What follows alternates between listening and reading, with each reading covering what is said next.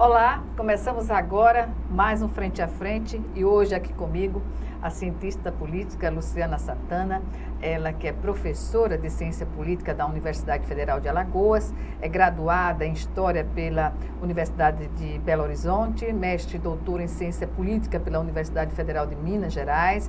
Ela realizou instância de doutorado na Universidade de Salamanca, na Espanha, e atualmente coordena o curso de Ciências Sociais, licenciatura na modalidade à distância na UFAL, como também é coordenadora do Comitê de Ética em Pesquisa da Universidade, aqui de Alagoas. E é um prazer sempre tê-la aqui no programa, professora, para falar de assuntos que são de altíssima relevância e que atende a expectativa de todos nós, sobretudo nesse período de eleições gerais aqui no Brasil. E comecemos pela corrida à presidência da República, né? Eleições gerais não, eleições para a presidência, não é? Eleições gerais seria incluir as eleições municipais, coisa que não ocorre ainda, né? Mas falemos sobre a corrida à presidência da República, não é? Uma polarização que está colocada, e aí eu pergunto, que elementos fazem essa polarização ser diferente das eleições anteriores vividas no país? E obrigada mais uma vez. Estou sempre à disposição. Bom estar sempre com vocês. Então, diferentemente das últimas eleições, e eu diria desde 1994 especialmente, onde a gente tinha uma polarização em termos partidários, onde PT e PSDB, né, realmente polarizaram, disputaram a competição política de forma regular, né? O que a gente tem agora é uma disputa entre posições políticas ideológicas, né, que estão se cristalizando, né, e que a gente não tem, por exemplo, o papel forte de partidos políticos como protagonista, né? Você tem muito mais nomes, né? De um lado, apoiadores do candidato, né, que hoje pertence ao PSL, né, atualmente está no PSL, e de outros, né, que são aí, apoiados aí por Lula, pelo PT.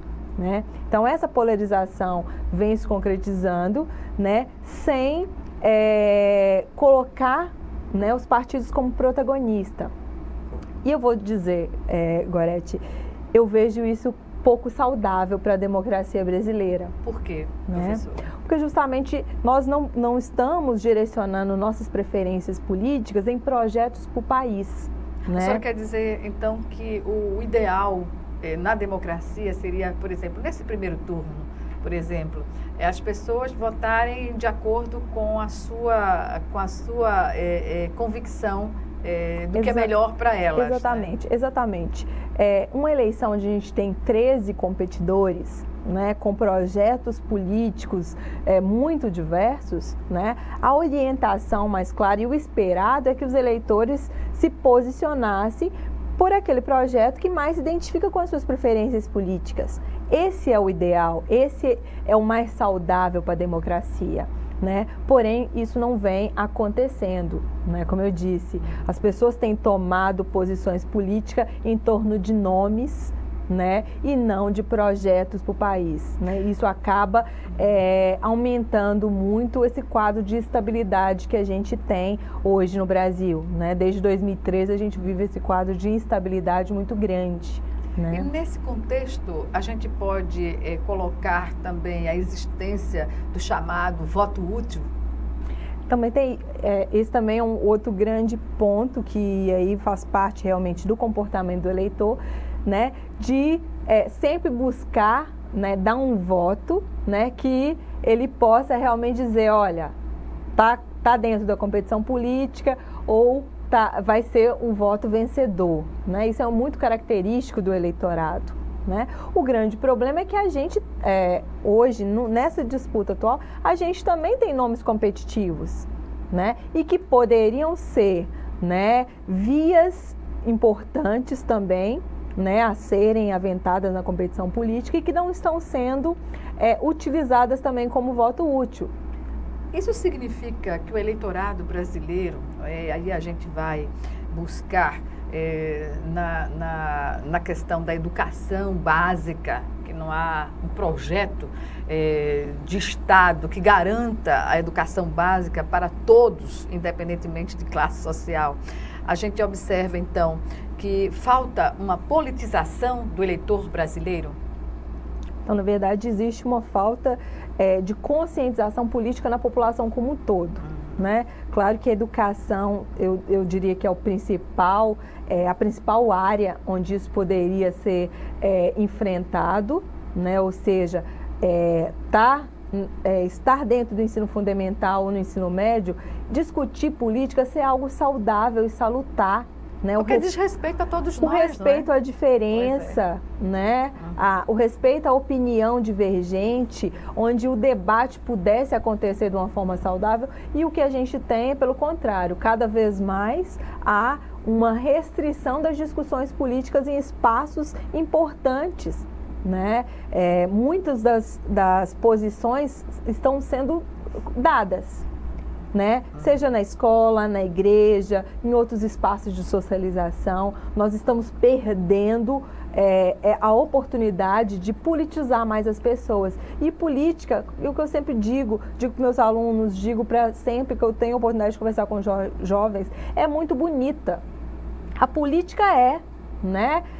Essencialmente é o convencimento, é a barganha. Exatamente. Né? Eu faço política dentro de casa quando eu quero convencer, né, um filho de que uma alternativa é melhor que a outra, ou quando eu respeito que a opinião dele... Se barganha, se discute, Exatamente, né? A mesma coisa acontece em outros espaços. E a gente está perdendo a oportunidade de politizar as pessoas e contribuir com a melhoria da qualidade da democracia. Pois é, aí temos um eleitorado, em sua maioria, eu não teria dados, mas se a gente fizer um contraponto entre jovens, né, que estão iniciando a sua intenção de votar, né, numa eleição, e aqueles eleitores até idosos, né, mais maduros. Qual é a correlação de forças que se estabelece para termos assim um eleitorado que esteja consciente da discussão que ocorre no país atualmente? Então, esse nível de consciência política ele deve existir em todos os estágios, né, da vida, da nossa vida social. Então, muito se fala que o jovem é o futuro do país, né, e que ele deve, né, decidir, né? O que a gente vê é pelo contrário, a gente vê uma apatia muito grande de jovens hoje, né? Muitos desinteressados da política, não querem discutir, muitos esperam atingir os 18 anos quando realmente o voto se torna obrigatório para tirar o título de eleitor. Né? Postergam até onde podem, né? Exatamente. Claro que existem jovens politizados, engajados, mas eles, infelizmente, hoje não são a maioria, né? Por outro lado, né, quando a gente observa, e a gente tem uma característica muito clara agora da população brasileira como um todo, né? A população está envelhecendo. Né? Então, cada vez mais nós vamos ter eleitores mais maduros, mais experientes, que tiveram oportunidade de passar por experiências de fatos políticos que muitos da minha geração às vezes não passaram, que nossos filhos, né, não passaram, né, e que querem contribuir de alguma forma. Então, a porcentagem hoje de pessoas com mais de 70 anos, 75 anos, que mesmo não tendo a obrigatoriedade do voto, querem votar, é muito representativo, né, da importância do voto, da importância de contribuir com mudança nas nossas instituições políticas, nos resultados políticos. Ou seja, a omissão é um pecado para a democracia de ter um eleitorado que não possa se posicionar. Né? Exatamente. Não se coloque a sua escolha. Exatamente. Então, muito se fala também da obrigatoriedade do voto. Mas votar é algo obrigatório. Só que o ônus de não votar no Brasil é muito baixo.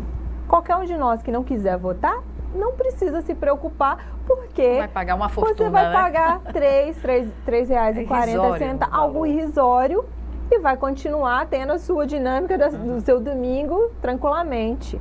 Então, essa obrigatoriedade é muito tranquila, muito relativa.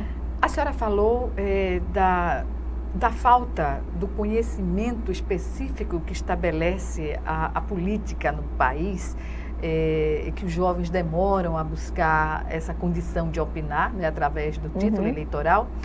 Eu pergunto, a geração dos pais e dos avós desses jovens tem responsabilidade sobre essa realidade?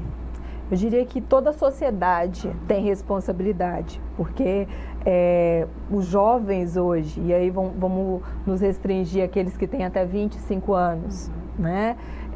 São jovens que já encontraram um Brasil, né? 25, 30, né? Em plena democracia, né? Na redemocratização política, né? Que encontraram um quadro de estabilidade econômica e política que não existia até 1994, pelo menos, né, na década de 90.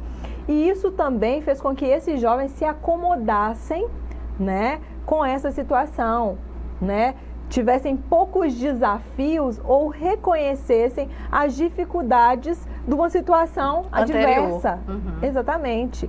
Então, isso também fez com que o jovem buscasse se inteirar mais, se envolver menos politicamente, na escola, nos grêmios estudantil, nas universidades. E foram desaparecendo os grêmios, né? Porque na minha época existia a discussão, era bem salutar nesse sentido. Hoje ainda existem algumas instituições, principalmente nos institutos federais, são os que ainda têm essa cultura, mas no geral isso é muito podado. Discutir política é tirar a atenção do estudo, né? E deveria ser visto de uma outra maneira. Sem falar que o governo federal já implantou, não é, na educação básica a condição de os alunos que estão na escola pública não ter acesso à discussão, aos conceitos de filosofia, né? Os alunos estão estudando para matemática e português e que vai selecioná-los para vestibulares, digamos assim, pouco concorridos, né? E que não vão apresentar uma opção mais, digamos assim, que exija mais conhecimento, não é? Eu acho que a gente tem disciplinas que são super importantes do ponto de vista técnico, né, são necessárias, mas a gente não pode esquecer que disciplinas das humanidades, elas são essenciais, porque a gente também está formando indivíduos, os seres humanos, que vão atuar e vão se relacionar com pessoas. De forma crítica da realidade, de forma crítica, né? E elas precisam também, né, ter conteúdo, ter realmente percepções críticas, né, quanto ser dentro da sociedade, né? Claro que ele vai tomar suas próprias posições, né, mas que ele tem acesso às diferentes possibilidades, né, de conhecimento, de conteúdo, né, para poder se formar realmente enquanto um agente social importante na sociedade. Pois bem, professora Luciana Santana, nós vamos chamar agora o nosso primeiro intervalo. E o Frente a Frente volta em 1 minuto. Até já. Muito bem. Mas esse povo para de lá não entende nada, só entende nada. Todo mundo é comunista. Todo mundo é comunista, todo mundo ouvindo as pessoas, buscando o interesse da maior. Me fala o que é o comunismo. Qual é o conceito de comunismo? Pois é, qual o conceito de comunismo? Sabem. Professores criou um novo ensino médio, que já tem a aprovação de 72% dos brasileiros. E que nos dá o direito de escolher. Acha que o Brasil vai virar Venezuela? Pois é. O PT tem 13 anos para fazer isso. Com mais de 600 mil participações, não, mas que fica muito tendencioso ou não? Não sei. Agora as provas serão em 2 domingos. E o ensino básico vai ganhar fake news, a justiça está preparada. Estou vendo agora, essa semana é a semana dos fake news, parece. Não é? A gente entrou na corrida na reta final. Hoje você tem redes sociais que são difíceis de você ter controle e acesso, né? Então não tem como mensurar o estrago que as fake news estão fazendo. Grande mudança na educação. Ministério da Educação, Governo Federal.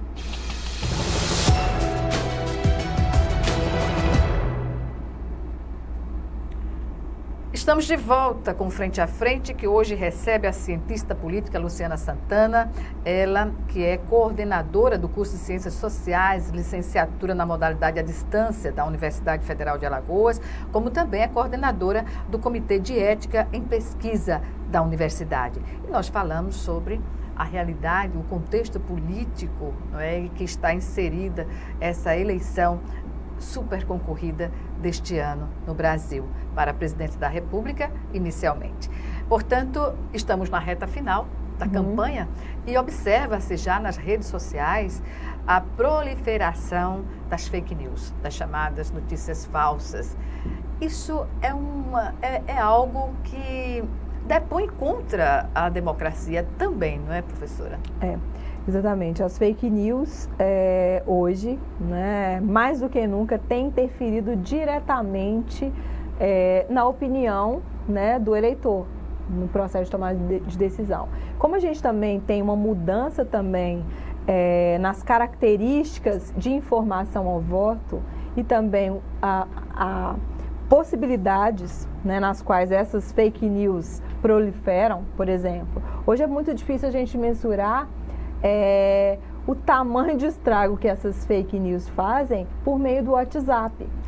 Porque, a depender da hora que sair uma notícia falsa, não se tem tempo de desconstruir essa inverdade, né? Exatamente. Né? Hoje, com esses grupos, a proliferação, né, desses boatos falsos acabam atingindo um número muito expressivo de pessoas e muitas dessas pessoas não buscam os caminhos corretos, né, sobre a checagem desses dados. O correto chegou a informação, vou checar a veracidade dessa informação. E hoje a maioria das pessoas tem aquela informação como algo dado e algo certo, algo verdadeiro.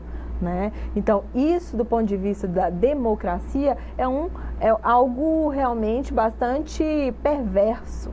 Terrível mesmo. Exatamente, porque não orienta o eleitor. Pelo contrário. Desorienta, né? E utiliza muitos eleitores, muitos por ingenuidade, muitos realmente às vezes acreditam mesmo que aquilo pode ser verdade e cristaliza uma opinião em cima de inverdades. Né? E isso que pode influir no resultado. Exatamente, né? E isso pode comprometer até, né, pessoas, famílias, né? Não só às vezes você está com uma posição política ali cristalizada, mas você também tem que saber e o outro lado, né? E quem está ali, quem são as pessoas que estão atingidas, né? Eu acho que é muito importante que o eleitor ele tenha capacidade crítica, né, de buscar informações que realmente sejam, né, verdadeiras. A não ser que seja mal intencionado, não é? Porque o que a gente observa é que quem está transitando no WhatsApp, nos grupos, eles têm um entendimento da realidade e da ética que deve prevalecer sobre as suas opiniões. Não é? Geralmente quem inicia uma fake news, né, já faz isso de maneira intencional e quer realmente atingir a imagem de alguém. Né? Então faz isso de forma bastante, e eu diria que é uma questão muito mais de caráter. Exatamente. Né? Que aí caráter é algo que a gente não tem como controlar. Nem como mensurar. Exatamente. Ou você tem caráter ou você não tem caráter. Né? Para mim é bem claro isso. Né?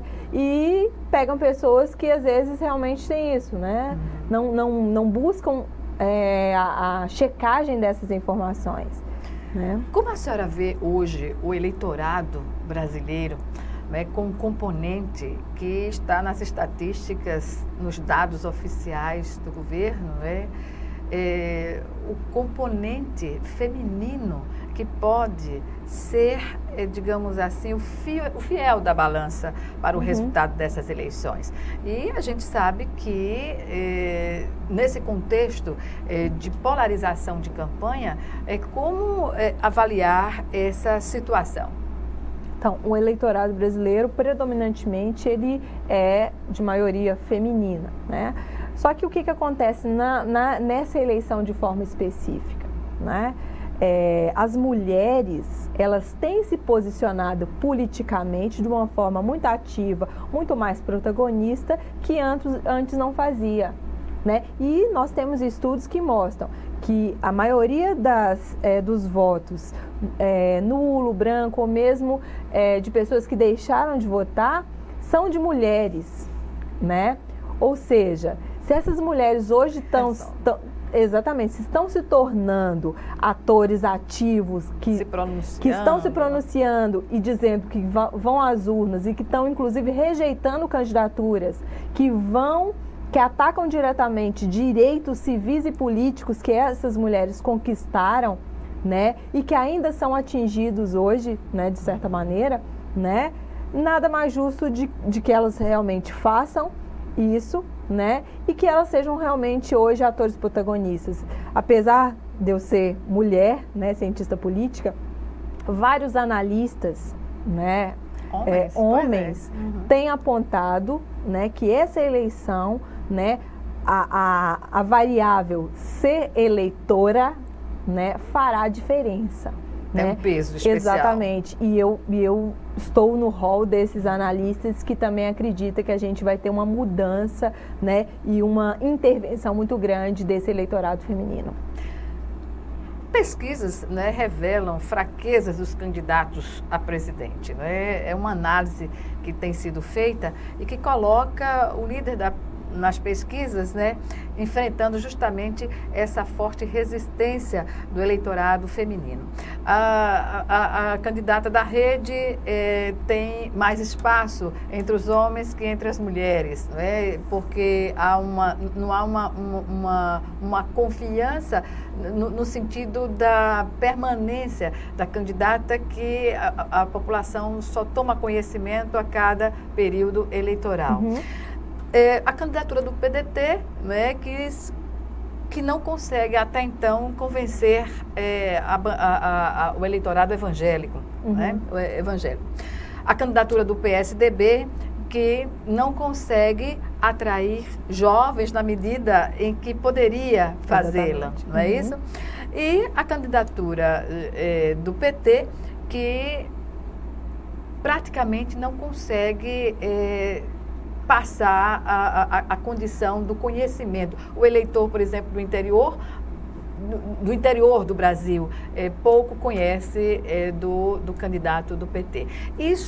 Essas características hoje são diferenciadas também dos pleitos anteriores, não, professora? Como eu disse, hoje os eleitores eles têm se posicionado, né, em torno de muito mais de nomes do que efetivamente de programas e de partidos. Só um detalhe para finalizar o entendimento que eu teria da pergunta. Diante do que eu coloquei aqui, que não é uma opinião minha, mas baseado nas pesquisas que foram realizadas até então, creio que a eleição poderia não estar polarizada, né? Exatamente. Sobretudo neste primeiro turno, né? Exatamente. Como eu mencionei no primeiro bloco, né, existem projetos muito diferentes de país, né? E quando a gente vai a fundo no programa desses candidatos, a gente vai ver que como que cada um apresenta propostas para diferentes áreas, né? Para políticas, saúde, educação, política para as mulheres, políticas para combater preconceito, discriminação, e isso vai variar, né, até dentro da posição ideológica desses candidatos, né? Então, o esperado era que a gente tivesse uma eleição muito mais competitiva, com pelo menos 4 ou 5 nomes ali disputando a liderança. Voto a voto. Disputando a liderança, inclusive das pesquisas de intenção de voto, e a gente não vê isso acontecendo, né? A gente tem uma eleição que eu diria que é atípica, né? Tanto em termos de por que está se polarizando, que não é em torno de partidos, mas eles contra outro, né? Muito mais isso. Mais, o eleitorado tem se comportado como se estivesse numa aposta, né, em que cada um está na defesa dos votos sem avaliar o conteúdo das propostas. Exatamente, né? Exatamente. E isso é um risco muito grande, porque quer queira ou quer não, né, quem for eleito, ele vai precisar buscar implementar o seu plano de governo.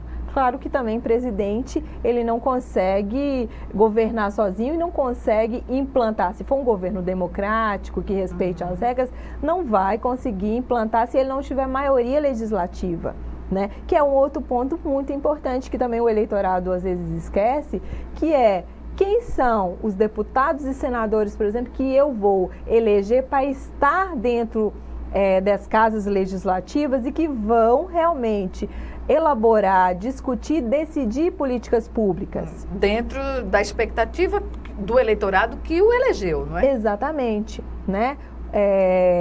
E quando se a gente esquece disso, a gente perde muito também do resultado político, né? O que vai sair ali daqui a pouco em termos de economia, né? De políticas públicas, de posicionamentos, por exemplo, com relação a alguns projetos que já foram aprovados e que ainda são críticos e ainda não tem um consenso na sociedade.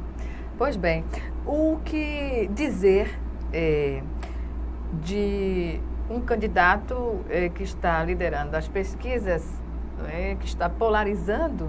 Agora a gente vê em alguns momentos até um empate técnico, né? Mas colocar em dúvida o processo eleitoral com relação ao resultado que sair das urnas eletrônicas. Eu vi esta semana a afirmação de que não se aceita um outro resultado. Aí eu pergunto, quando Dilma Rousseff foi eleita, o PSDB, à época, não aceitou o resultado da eleição. E o palanque continuou montado, né? E hoje o que é que a gente observa, o que aconteceu ao país durante todo esse tempo e que a realidade hoje se coloca de uma forma muito dura para toda a nação brasileira, não é? Para não personalizar, né, essa discussão, que eu acho que é uma discussão fundamental, até porque a gente já teve outras experiências, como você mencionou, muito... Eu falei do PSDB, na época, o candidato Aécio Neves, né, para a gente estar se reportando ao passado. Exatamente, né? Então a gente já teve essa experiência.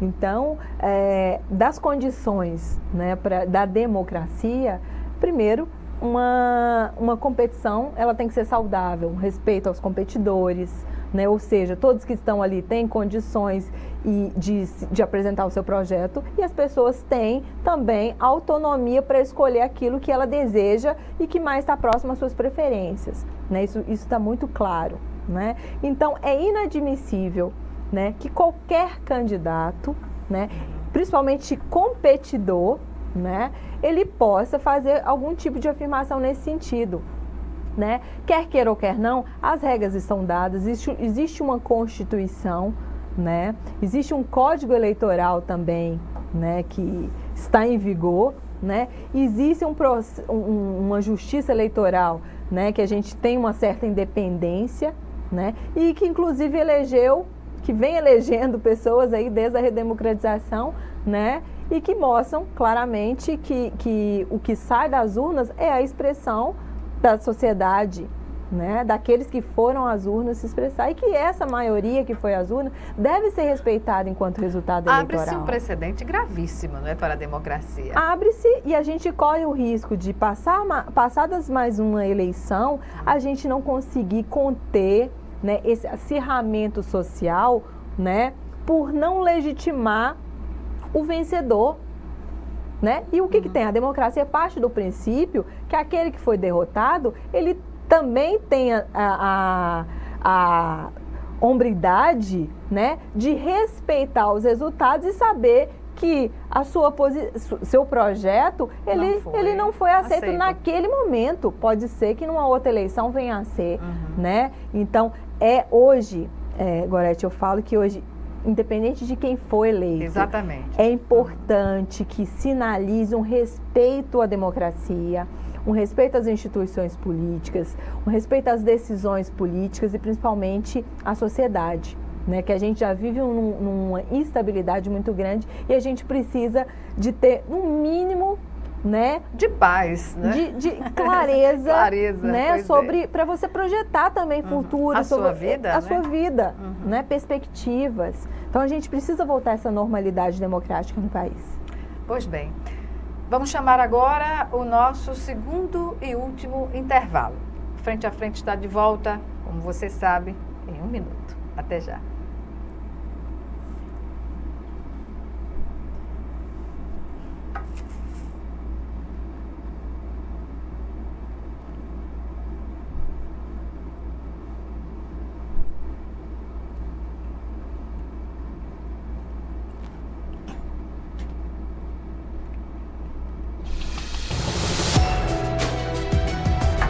O que foi isso, hein? Demorou por quê? Demorou porque gostou da imagem dela, foi?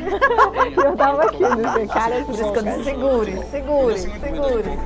E aí, Fragoso? No começo, eu tinha vergonha de falar que meu pai vendia pipoca. Depois Hoje, ele é dita. eu tenho orgulho disso. Ele vai cortar isso Ele aí. se esforçou o máximo para Mas estudar isso na mesmo, escola. né? Por muito tempo. Muito. O que eu tenho hoje na Espanha foi Eu porque... vou dizer que a Marina tem que meter o pau no Bolsonaro, não é mais ninguém não. Não, já não. Cachorro morto já. É, chutar aquele cachorro. Cachorro, literalmente, ele é um cachorro. Consegui chegar. Aliás, o cachorro não, o meu cachorro é digno. É digno. É digno. É o coiso. É o coiso mesmo. A mulher, a pergunta que eu queria fazer é como é que uma mulher pode, né? Um homem que abertamente diz que errou quando nasceu a quinta filha. Mais oportunidades para mais brasileiros. Agora vamos para a corrida ao governo do Estado. Mudou muito minha vida. Que é bem mais tranquila. Será? Estamos no... Não, o Senado. Só o Senado. Peraí.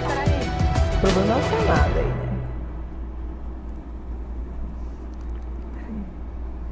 Como eu falei, eu estava falando de... Vamos entrar, viu, professora? Peraí. Não, estou me arrumando, tá dizendo. Então, caiu meu coisa aqui. Meu coiso aqui. Bora.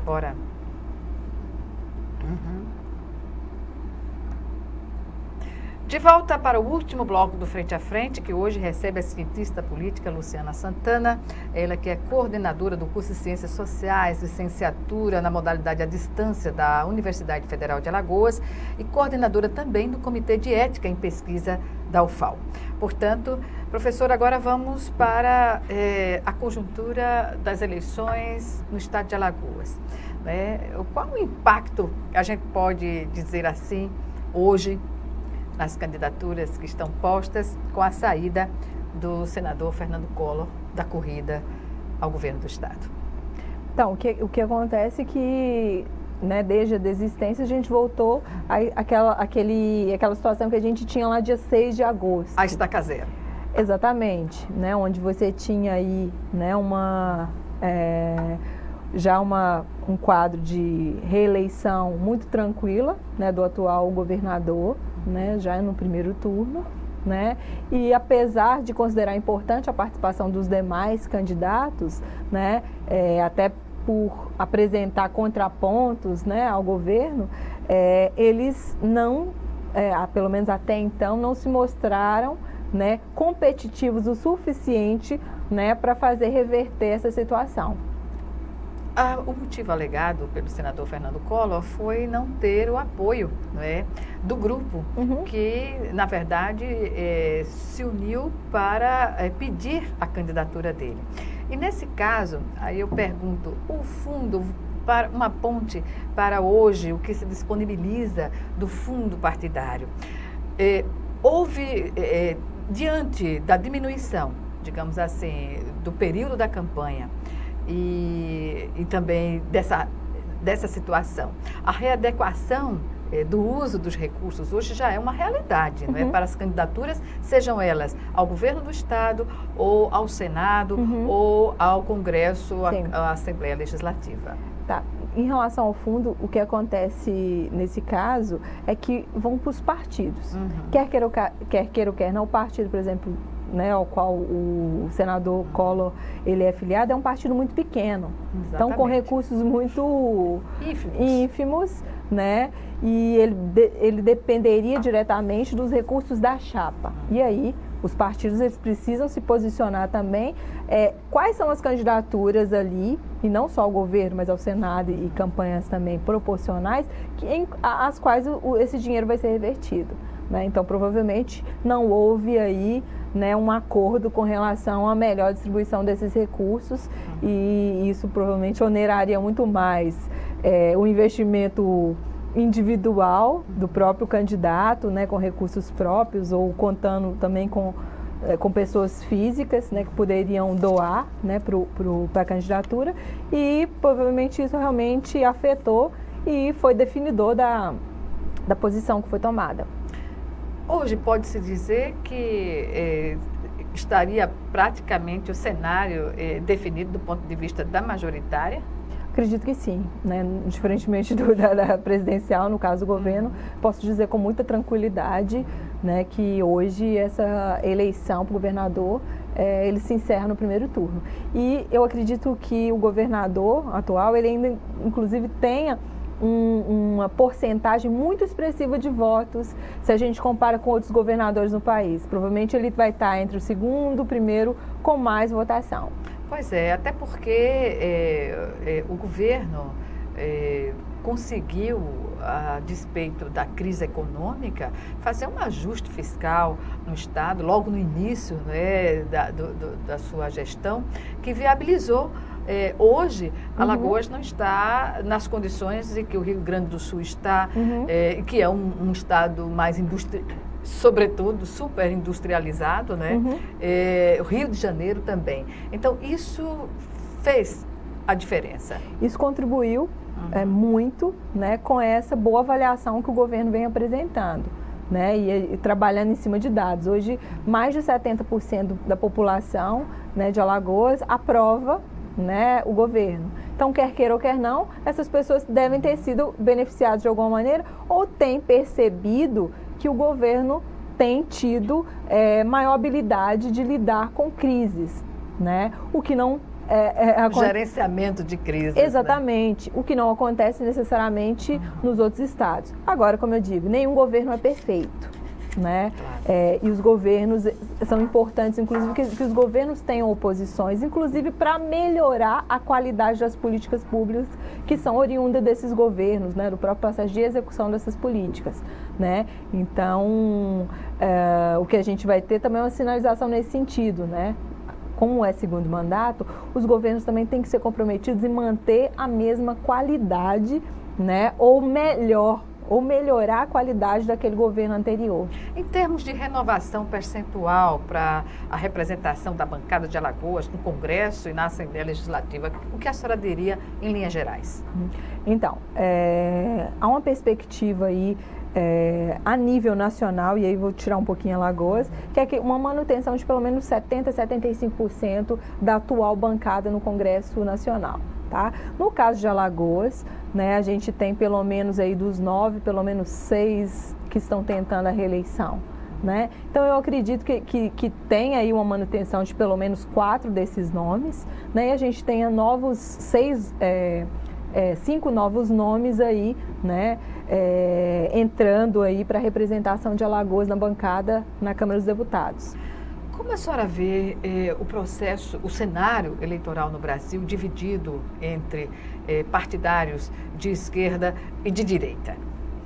Então, o que acontece é que não fica muito claro, né? O que seria, né? Sim. Por muito tempo achavam que quem era governo era de direita e quem estava fora era de esquerda. Bastaria estar na oposição para ser classificado como esquerda. Exatamente. Na verdade, o que a gente tem que verificar são projetos, né? Se a gente está pensando muito mais um governo onde existe uma maior intervenção de Estado, em decisões que vão diretamente atingir a população ou não, né? O que a gente fala é um Estado mínimo, é um Estado máximo, é um Estado mais interventor ou menos interventor, é um Estado mais inclusivo ou um Estado que dá mais oportunidade para que as pessoas possam competir da mesma maneira. Então, são visões de mundo que vão caracterizar o perfil, né, dos políticos aí em termos de centro, direita, esquerda, ou mesmo hoje a gente pode falar aí de direitas mais extremadas, né, e esquerdas também, que sempre existiram, né, muitos até que as esquerdas mais extremadas geralmente não conseguiram muito êxito eleitoral, né, mas o que a gente tem que pensar são visões realmente de Estado, né, que Estado brasileiro eu gostaria de ter, né, em termos de ser um provedor de serviços públicos. Qual que é o tipo? Então tem que pensar nisso. Uma curiosidade é o que leva a essa polarização em nível nacional na corrida à presidência da República, de termos aí candidatos, todos candidatos numa mesma condição, né? De pleitear essa proposta e ter sido canalizado para praticamente um único candidato. Então, antes de eu responder integralmente, é bom também pensar que o eleitor brasileiro, ele sempre foi um eleitor mediano. Ele ficou ali no centro, dialogando com a centro-esquerda, com a centro-direita, né? Não tinha muito essas posições extremadas, né? O que acontece é que essa eleição a gente tem tido um perfil diferenciado. Então, pelo menos uma das candidaturas, ela é uma candidatura que se desloca do perfil mediano para um perfil muito mais extremado, né? E eu até acredito que essa polarização no Brasil hoje, ela não seja entre extremos. É entre candidatura mais moderada de centro-esquerda com uma candidatura mais extremada à direita. Né? A gente também tem que ter esse cuidado, porque parece que são dois extremos. Né? E o governo, por exemplo, o PT, foi governo de 2003 até 2015. 2016. 12 anos. 2016, né? 13 anos. 13 anos, né? E todas as alianças do PT sempre tiveram que migrar rumo ao centro, né? E foi esse tipo de comportamento que garantiu resultados eleitorais aí positivos, né? A vitória eleitoral, né? Essa eleição é um pouco atípica, que a gente vê isso já um pouco diferenciado. Né? Mas como a gente já tem uma experiência de governos petistas, a gente tem pelo menos uma noção de como ele se alinha, como ele busca apoios, né? A gente falou sobre fake news, né? E aí eu pergunto, a Justiça Eleitoral teve tempo de se preparar à altura das demandas que estão colocadas aí no dia a dia, nessa reta final da campanha?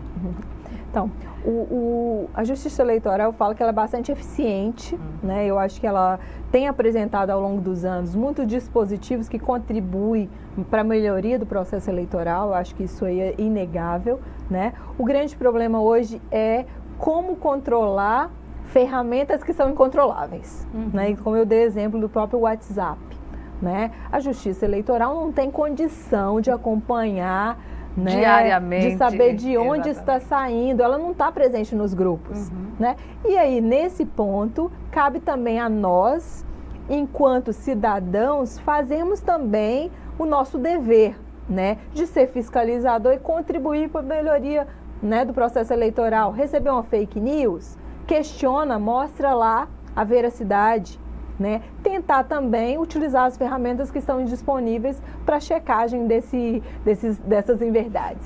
Bem, uma questão que se repete a cada eleição no Brasil e faz parte até da, digamos assim, da tradição do dia de a gente observar.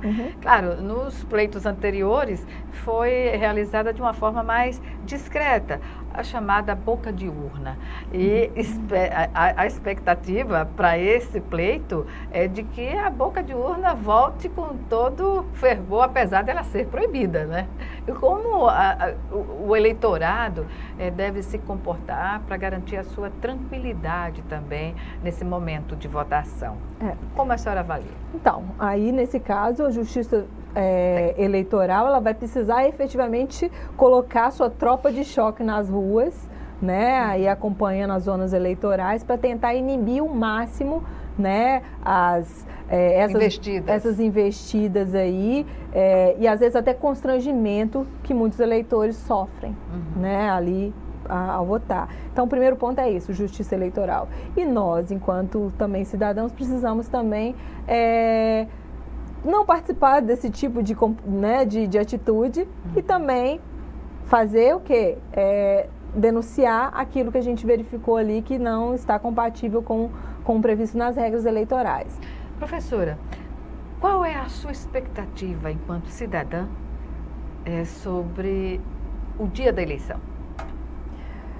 Então, toda eleição para mim eu acho que é um dia muito importante, né? Então, assim, eu diria que é um momento dos mais importantes enquanto ator social mesmo. Independente de eu ser cientista político ou não, né? É um momento que a gente vai decidir os rumos do país, né? A gente vai escolher as autoridades máximas, né, que vão dirigir o país, né, por pelo menos 4 anos. E nos representar, né? E nos representar, né, tomar decisões em nosso nome, né? Então, assim,